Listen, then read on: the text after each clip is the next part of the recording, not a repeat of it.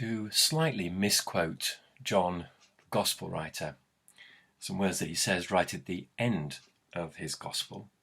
But of the two stories that we are about to hear from John chapter 6, if every word of the sermons that could be written about these two stories were written down, I suppose that the world itself could not contain the books that could be written.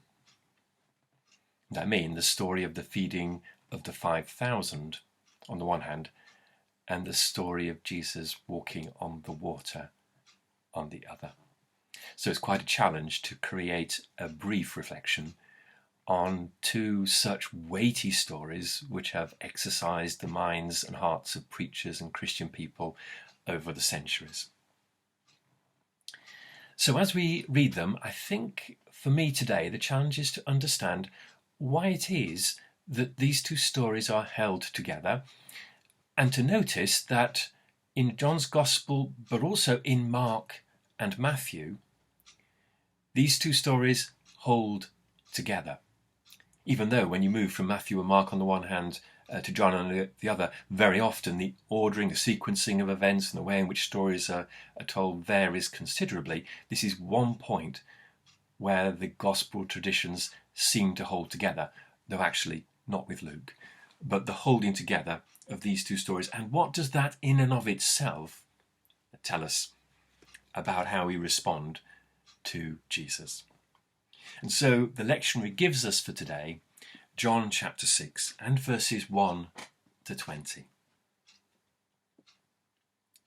After this, Jesus went to the other side of the Sea of Galilee, also called the Sea of Tiberias. A large crowd kept following him because they saw the signs that he was doing for the sick. Jesus went up the mountain and sat down there with his disciples. Now the Passover, the festival of the Jews, was near, and he looked up and saw a large crowd coming towards him. And Jesus said to Philip, "Where are we to buy bread for these people to eat?" He said this to test him, for he himself knew that what he was coming to do. Philip answered him, 6 months' wages would not buy enough bread for each of them to have a little. One of his disciples, Andrew, Simon Peter's brother, said to him, "There is a boy here who has 5 barley loaves and 2 fish. But what are they among so many people?" Jesus said, "Make the people sit down."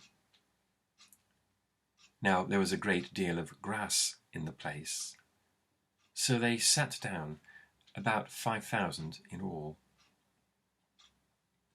Then Jesus took the loaves, and when he had given thanks, he distributed them to those who were seated, so also the fish, as much as they wanted. When they were satisfied, he told his disciples, "Gather up the fragments left over, so that nothing may be lost." So they gathered them up, and from the fragments of the 5 barley loaves left by those who had eaten, they filled 12 baskets. When the people saw the sign that he had done, they began to say, "This is indeed the prophet who is to come into the world." When Jesus realized that they were about to come and take him by force to make him king, he withdrew again to the mountain by himself. When evening came, his disciples went down to the lake, got into a boat, and started across the lake to Capernaum.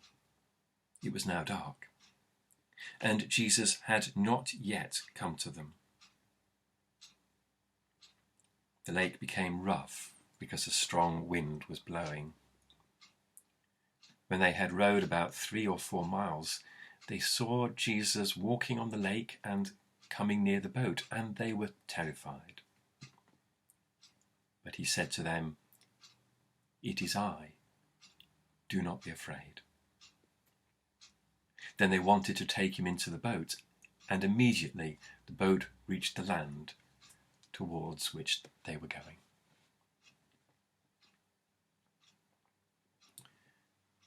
So what does it mean that these two stories in our tradition, in our gospel tradition, in our lectionary tradition, are held together?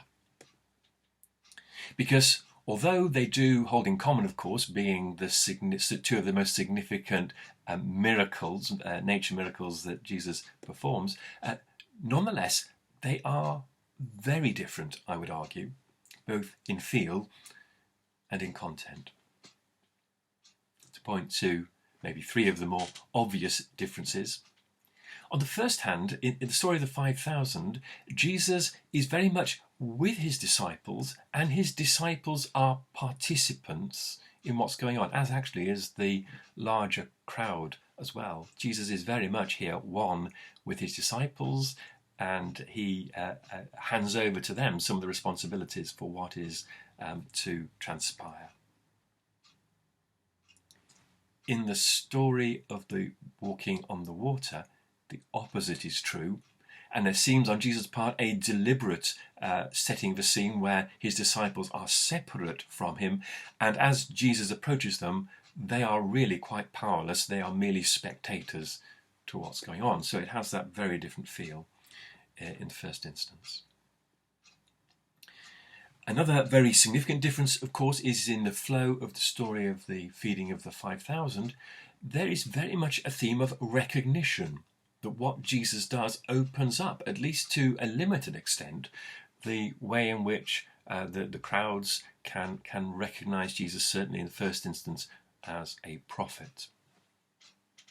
Whereas in the walking on the water, the main outcome, at least in the immediacy of the situation, is to evoke a reaction of fear from the disciples. And perhaps another obvious distinction, that the story of the 5,000, of course, happens very much on the land, and even down to the fact that it's a grassy piece of land is emphasized by the gospel tradition. And here, Jesus, his disciples, and the crowd are in safe territory. They are in their natural environment. They are in an environment where they can thrive.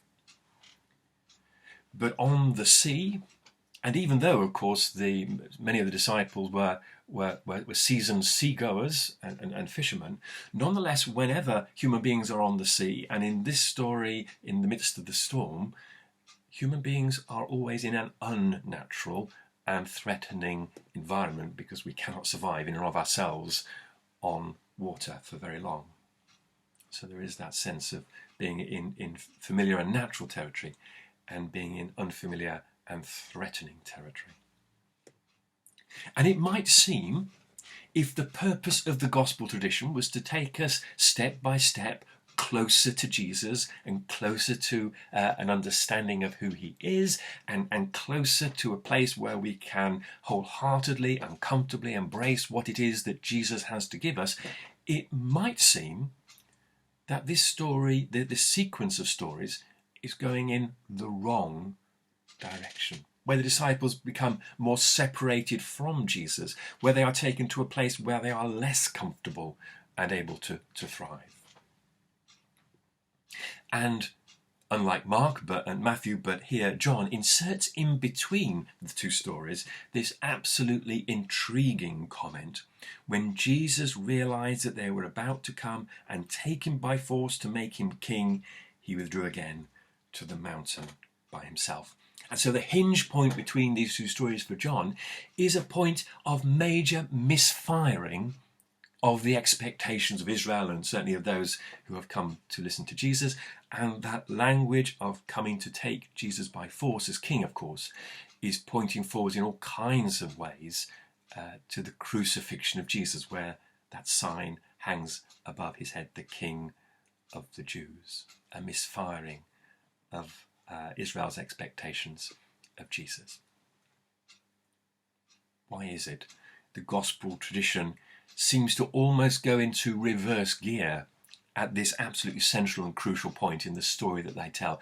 And the feeding of the 5,000 and the walking on the water do seem to come at that critical hinge moment in the gospel tradition of Jesus.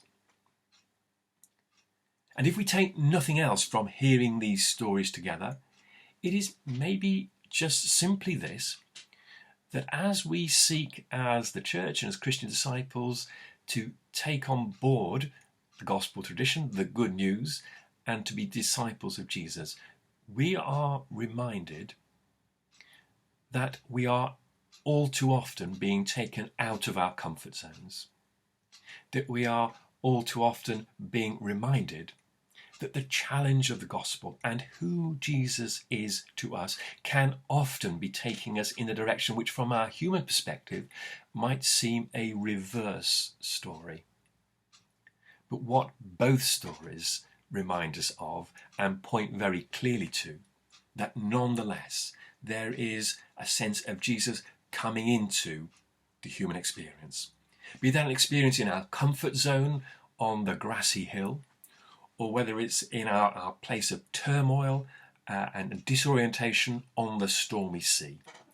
In both of these circumstances, Jesus is coming into and coming to the story of the faithful people of God.